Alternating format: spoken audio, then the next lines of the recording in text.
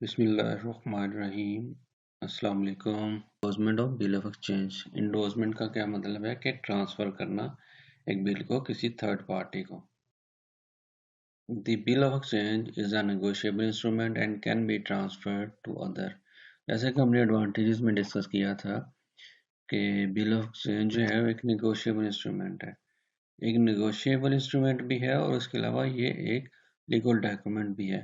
इस वजह से ये एक नेगोशिएबल होने की वजह से किसी को ट्रांसफ़र किया जा सकता है और जो लीगल डॉक्यूमेंट है इसकी वजह से, इसकी लीगल इम्पोर्टेंस होने की वजह से थर्ड पार्टी इसको इजीली एक्सेप्ट कर भी लेती हैं।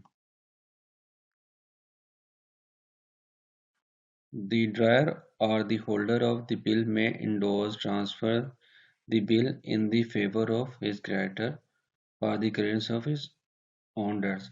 जो ड्रायर के डेट्स होते हैं उनको वो क्लियर करने के लिए अपने जो उसके पास बिल है वो किसी थर्ड पार्टी को ट्रांसफ़र कर सकता है, अपने क्रेडिटर को ट्रांसफ़र कर देता है, उनकी फेवर में बिल ट्रांसफ़र कर देता है ताकि उसके अपने डेट्स जो हैं वो ख़त्म हो जाएं।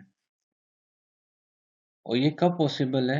However, this is only possible where the bill does not prohibit transferring it in favor of someone else। उसी सूरत में पॉसिबल है जब बिल के ऊपर ट्रांसफ़र प्रोहिबिट ना हो, यानी ट्रांसफ़र करने पे कोई पाबंदी ना हो, सिर्फ उसी सूरत में पॉसिबल है कि बिल को डोज या ट्रांसफ़र किया जा सकता है। The bill is considered to be validly endorsed only when the holder affixes his signature on the back of the bill and mentions the party name to whom it is to be endorsed।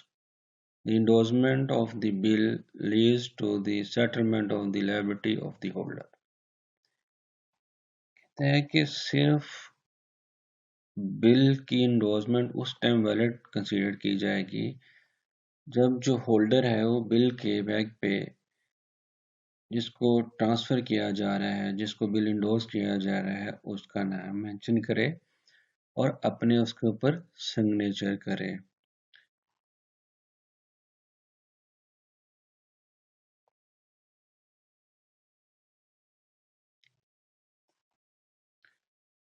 The drawer would then have to make the payment to the bearer of the instrument and not the original holder। Dry है वो due date आने पे या जो acceptor है वो due date आने पे जो बीरर है जिसके पास बिल है उसको पेमेंट करेगा, ना कि वो ओरिजिनल होल्डर को। यानी जिसके हक में बिल इंडोर्स किया गया है, जिसके पास बिल है, वो ड्यू डेट पे बिल प्रेजेंट करेगा एक्सेप्टर को और एक्सेप्टर ड्यू डेट पे उसकी पेमेंट कर देगा।